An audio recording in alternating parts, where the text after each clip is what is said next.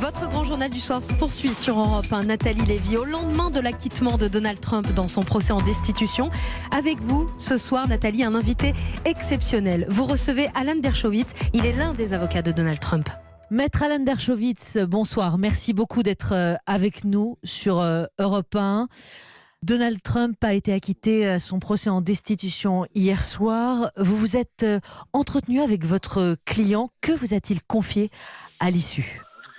En fait, il m'a appelé après ce que j'ai dit lundi soir. Il m'a dit merci et certains des sénateurs m'ont appelé me remerciant aussi. Ils ont été persuadés par mes arguments et l'argument c'était même si le président avait fait quelque chose, ça n'arrivait pas au niveau d'un crime comme la trahison ou la corruption. Donald Trump était déjà représenté par l'avocat de la Maison-Blanche, l'avocat personnel de Donald Trump également. Comment êtes-vous devenu, Alan Dershowitz, l'avocat de Donald Trump ? J'ai écrit une série d'articles et de livres sur les critères de la destitution. Et le président était en accord avec mon analyse et m'a demandé si je voulais être son avocat. Ma femme était très opposée. Nous sommes des démocrates, libéraux. Nous avons voté contre Trump. Et après que le président ait parlé avec ma femme, nous sommes tombés d'accord que je servirais d'avocat, de conseiller constitutionnel.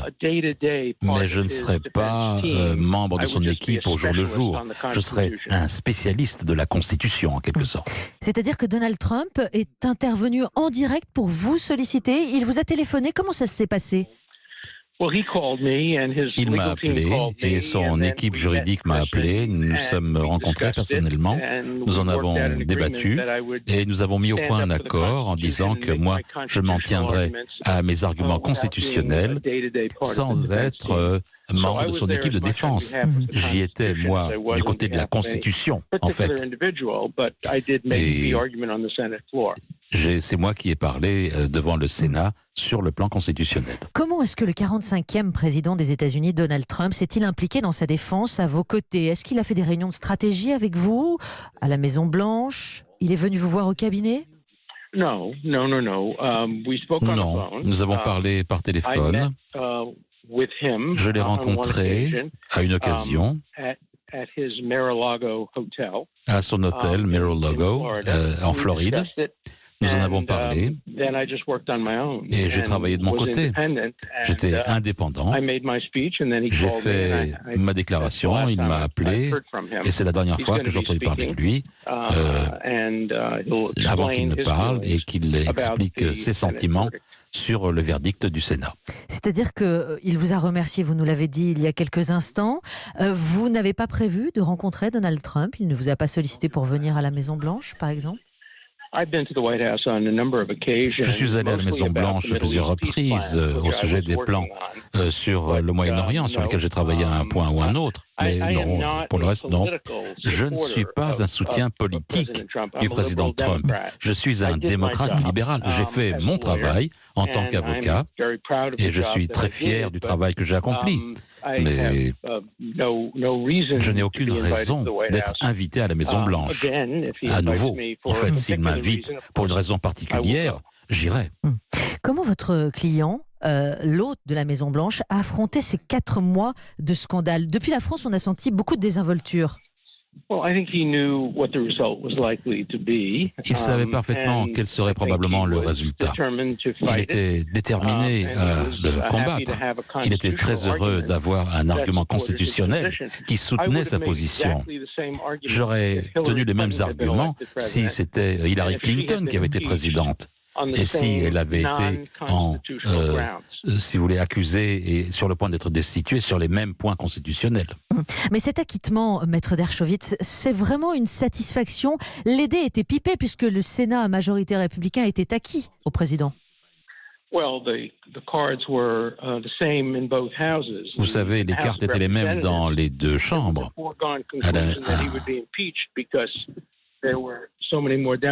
Il y avait tellement plus de démocrates que de républicains à la Chambre des représentants. Ce n'est pas cette façon que l'impeachment, la destitution, devrait être voté. Et les pères de la Constitution ne voulaient pas voir la destitution qui soit votée de façon que l'on traite les affaires devant une cour de justice.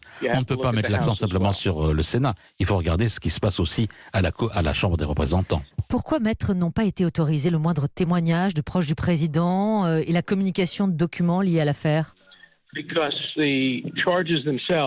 Parce que les accusations elles-mêmes ne parlaient pas d'un cas qui serait susceptible d'amener à la destitution. Si on accuse quelqu'un d'être malhonnête, être malhonnête, c'est pas un crime, c'est un péché. Et si c'est pas un cas de destitution, on ne prend pas les preuves, parce que quelles que soient les preuves, l'accusation elle-même était invalide, elle est anticonstitutionnelle.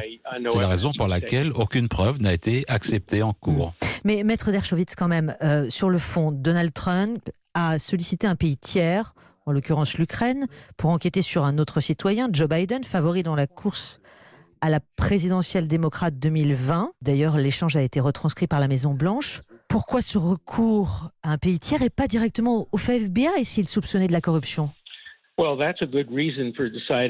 C'est une bonne raison pour laquelle on peut décider en faveur de qui on peut voter. Si vous pensez que le président a mal agi, c'est une bonne raison de voter contre lui, mais pas de le destituer parce que ce n'est pas un crime. C'est de la politique au quotidien. Les deux côtés veulent avoir toujours des informations au détriment de leurs opposants. Si le Congrès voulait que ça devienne un crime, ils auraient pu le faire. Mais pour l'instant, ça n'est pas un crime. Et donc, ce n'est pas quelque chose qui peut mener à la destitution d'un président. Michael Cohen, ex-avocat personnel de Donald Trump, qui a été limogé, se disait prêt à prendre, je cite, une balle pour son patron, Donald Trump. Que prendriez-vous, qu'accepteriez-vous pour l'hôte de la Maison-Blanche, vous, maître Dershowitz ? Je suis simplement avocat.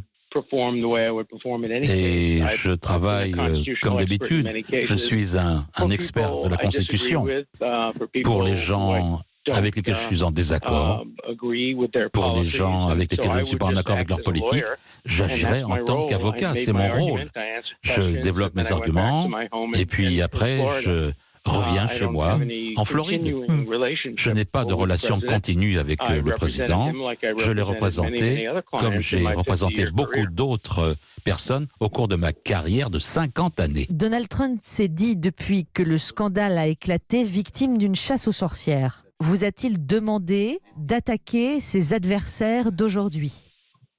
Il ne m'a donné aucune instruction. Il ne m'a pas dit d'attaquer qui que ce soit. Il m'a simplement demandé de tenir des arguments constitutionnels, ce que j'ai fait. Je l'ai fait comme je l'ai fait dans beaucoup d'autres cas. C'est mon travail de présenter des arguments constitutionnels. Il ne m'a donné aucun ordre, aucune instruction sur la façon de le faire.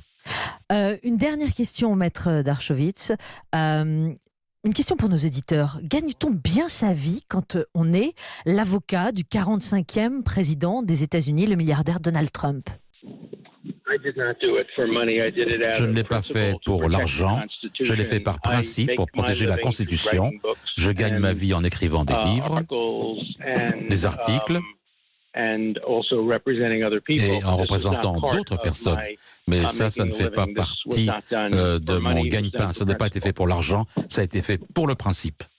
Vous l'avez dit, vous êtes un profond démocrate. Une image, hier, quand Donald Trump en a eu terminé de son discours de l'Union, il n'a pas salué Nancy Pelosi, qui, elle, a ostensiblement déchiré la copie du discours. Comment avez-vous vécu cette séquence ?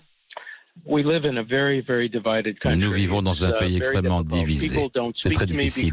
Les gens, certains ne me parlent pas parce que j'ai défendu les droits de Trump. Beaucoup de personnes sont en colère contre moi. Des vieux amis ont cessé leur relation avec moi. Nous vivons une époque très divisée. C'est une tragédie pour l'Amérique. Il faudrait que nous puissions nous réconcilier. Et les démocrates et les républicains agissent d'une façon qui divise le pays, malheureusement. Merci infiniment, maître Alan Dershowitz, d'avoir répondu ce soir à mes questions pour Europe 1. Merci beaucoup.